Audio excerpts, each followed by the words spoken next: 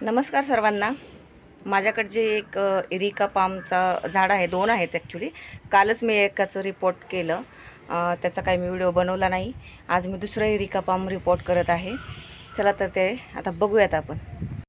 आज मी हे Erica palm जे आहे ती रिपोर्ट करत आहे आणि तुम्ही बघू शकता त्याचे किती रूट बाउंड झालेले आहेत. आणि हे बघा त्याच्यामधले हे त्याचे रूट,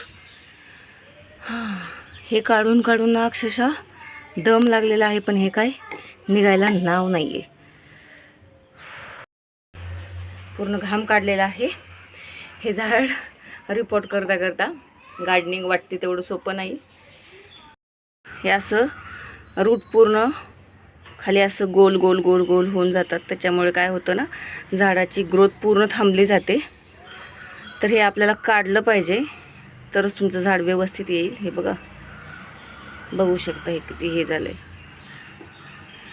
आता मी हे पुन्हा माती चेंज करणार आहे आणि नंतर झाड रिपोर्ट करणार आहे.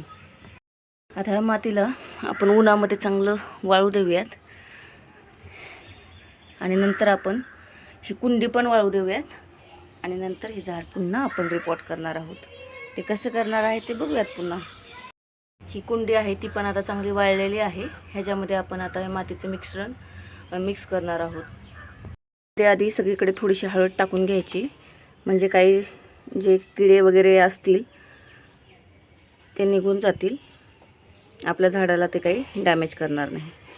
आणि आता ह्याच्यानंतर आता याच्यामध्ये थोडंसं जे ह्याचेच रूट होते ते वाळलेले आहेत ते ह्याच्या खाली घालून घ्यायचे. ह्याच्यानंतर थोडंसं हे माझ्याकडे किचन वेस्ट आहे ते त्याच्यामध्ये टाकून घ्यायचं आणि याच्यावरती थोडीशी माती टाकून घ्यायची आहे.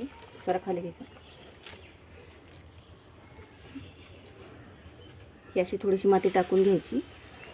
ही किचन वेस्ट नंतर चांगलं कंपोस्ट बनलं जातं, त्याच्यामुळे किचन वेस्ट टाकायचे. ह्याच्यामध्ये थोडेसे असे पेपरचे तुकडे देखील टाकून घ्यायचे असं. आणि याच्यावरती आणखी थोडीशी माती टाकून घ्यायची.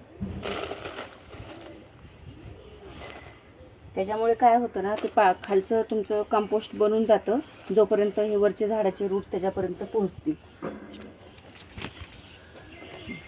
सरसरा बाजूला हे माझं मी जे की आता कुंडीतून काढून टेम्पररी त्याला ह्या पाटीमध्ये ठेवलेलं आहे, ज्याचे खूप असे रूट बाउंड झाले होते आणि आता त्याची सगळी माती वगैरे काढून झालेली आहे. तर आता आपण ह्याला रिपोर्ट करणार आहोत. तर हे बघू शकता, आपण ह्याच्यामध्ये झाड रिपोर्ट करून घेऊयात. हे बघा, ह्या झाडाची सगळी मी माती काढून घेतलेली आहे. आता ह्याला मी रिपोर्ट करणार आहे.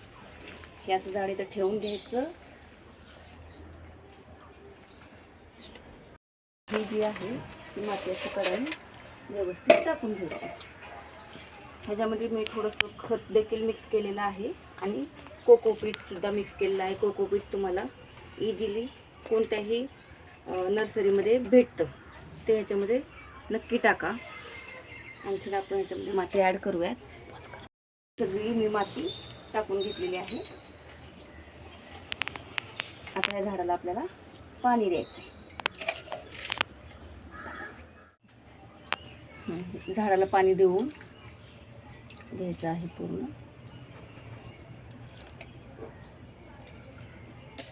झालेलं आहे. आता ह्या झाडाला आपल्याला 2 दिवस सावलीमध्ये चांगलं ठेवायचं आहे आणि आता ह्याची ग्रोथ आणखीन ह्याच्यापेक्षा चांगली होणार आहे.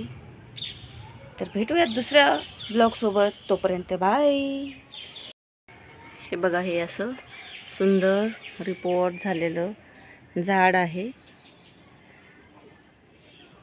किती छान दिसत आहे हे.